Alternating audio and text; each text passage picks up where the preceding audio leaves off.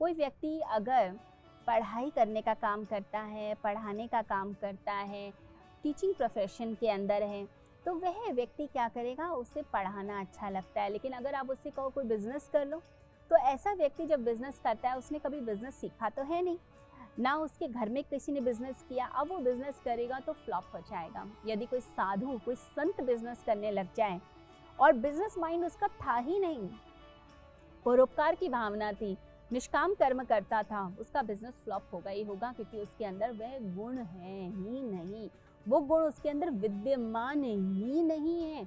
जब गुण हमारे अंदर वो विद्यमान होंगे ही नहीं तो हम कैसे कर्म कर पाएंगे, वो स्वभाव ही नहीं है। कोई व्यक्ति अगर दुकान चलाता है और आप उसे बोलें कि जाओ जाकर आज लड़ाई के मैदान में दुश्मन के छक्के छुड़ा दो, वो व्यक्ति कांपने लग जाएगा, कहेगा मेरा धन ले लो, प्लीज़ मुझे मत जाने दो, मुझे नहीं आता ये लड़ाई, मैं तलवार चलाना नहीं जानता, मैं बंदूक चलाना नहीं जानता, मुझे पता ही नहीं है युद्ध क्षेत्र के बारे में।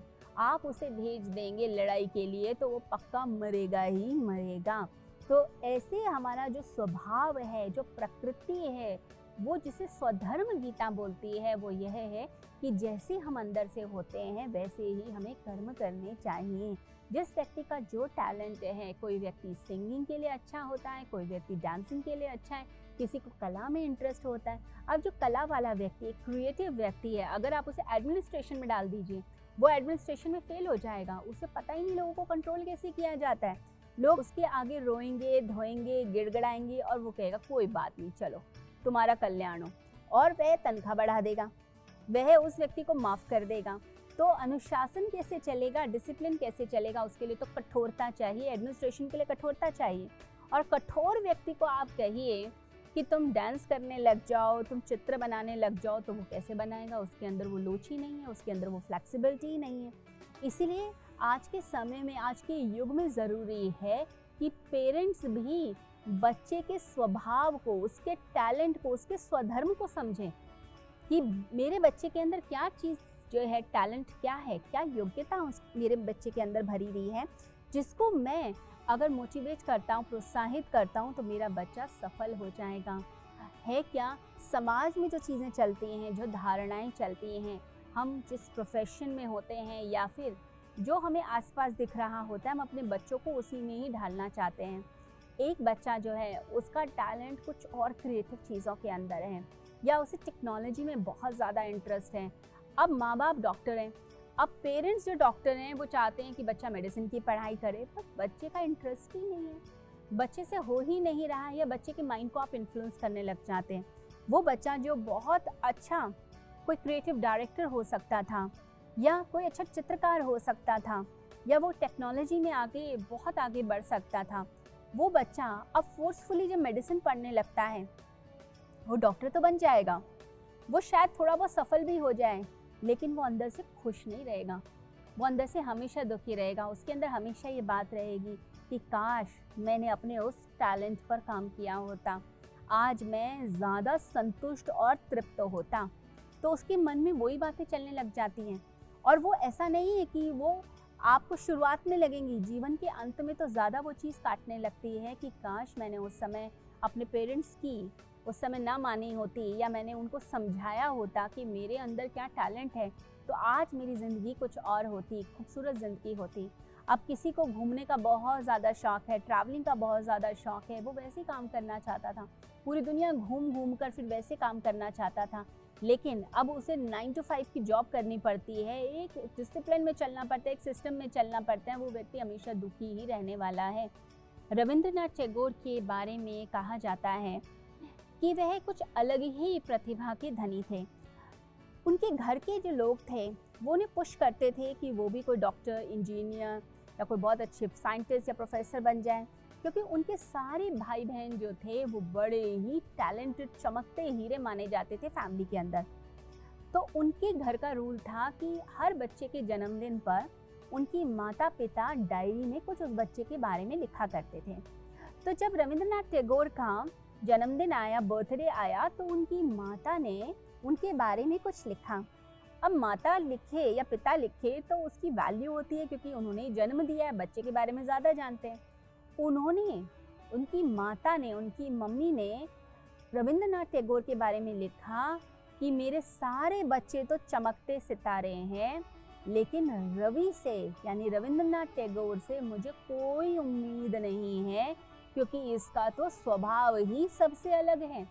ये तो अपनी अलग ही दुनिया में खोया रहता है, अपने गीतों की दुनिया में खोया रहता है। मुझे डर है ये कुछ ज़िंदगी में कर पाएगा कि नहीं कर पाएगा।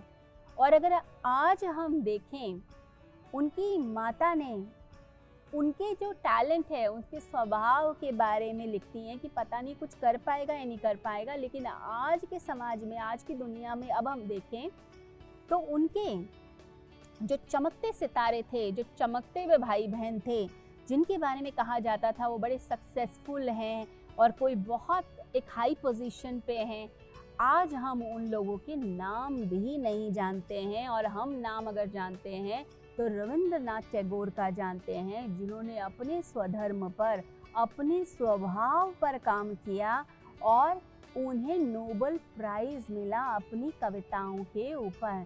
तो उस व्यक्ति ने अपने स्वधर्म पर काम किया, अपने स्वभाव पर, अपने प्रकृति पर काम किया, जो उसका बेसिक नेचर था, कविता लिखना, क्रिएटिविटी। उस क्रिएटिविटी पे इतना भरोसा किया, उसमें पूरी तरह डूब गया। अकेले रहकर, अकेले जंगलों में बैठकर व्यक्ति मनन चिंतन कर रहा है, उसके अंदर कुछ दिव्यता उतर रही है, परमात्मा का प्रकाश उतर रहा है।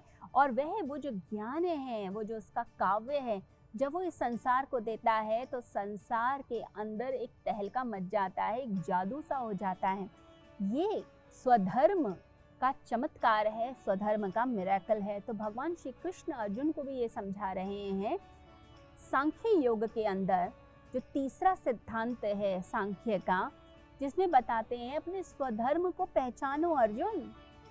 अर्जुन एक क्षत्रिय है, जिंदगी भर लड़ाइयाँ लड़ी, युद्ध की ही प्रैक्टिस हुई। अब जो व्यक्ति आर्मी का एक बहुत बड़ा ऑफिसर हो, कमांडर हो, उसकी ट्रेनिंग ही ऐसी हुई है, उसे बचपन से वही सिखाया गया है, वही माहौल में वह जिया है, इतने युद्ध, इतनी लड़ाइयाँ उसने विजय प्राप्त की, उसे सिखाया ही यही गया, अस्त्र शस्त्र का ज्ञान सिखाया गया हो, बंदूकें सिखाई गई हो, तोप, मिसाइल्स, ये सब सिखाया गया हो। और अचानक से वो व्यक्ति जो आर्मी का बड़ा ऑफिसर है, वो बोले कि नहीं अब तो मैं साधु बनूंगा, मैं माला जाप करूंगा, तो आप कहेंगे आप अपने स्वभाव के विपरीत काम कर रहे हैं, ये आपका स्वभाव ही नहीं है। जो व्यक्ति बचपन से जो है धार्मिक अनुष्ठानों में लगा हुआ है, उसका स्वभाव है वो उसने जिंदगी भर किया, वो उसी में खुश रहता है। लेकिन जिसका स्वभाव ही युद्ध का हो, जो क्षत्रिय स्वभाव का हो, जिसके अंदर एक अलग ही आक्रामक रूप हो, वो व्यक्ति अगर कहने लग जाता है कि मुझे अब ये नहीं करना है, तो इसका मतलब है इस समय वो परेशान है, दुर्बल महसूस कर रहा है, कमज़ोर महसूस कर रहा है, सिचुएशन से भागने की सोच रहा है।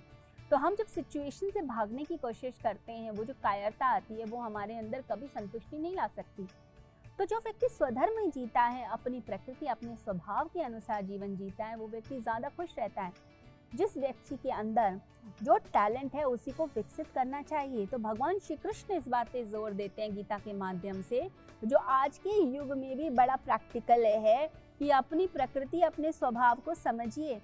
आपका स्वभाव क्या है, आपको पसंद क्या है। कुछ लोगों की मैथमेटिक्स में इतनी रुचि होती है, मैथ्स का उनको इतना ज्ञान होता है, इतना मज़ा आता है उन्हें मैथमेटिक्स के अंदर। अब ऐसे बच्चे को अगर आप जो है किसी और फील्ड में डाल दें, उसे मेडिसिन में डाल दीजिए, या फिर उसको जो है आप किसी कला के क्षेत्र में डाल दीजिए, वो हमेशा दुखी रहने वाला है। लेकिन अगर उसी की फील्ड का कोई काम मिल जाता है तो व्यक्ति और उत्साह से काम करता है, और ज़्यादा उसको एनर्जी मिलने लग जाती है। तो भगवान श्री कृष्ण यही समझाते हैं गीता के माध्यम से कि आपके अंदर का जो टैलेंट है, आपकी जो प्रकृति है, आपका जो स्वभाव है, उसके अनुसार अगर आप काम करेंगे तो ज़िंदगी में विजय प्राप्त करेंगे।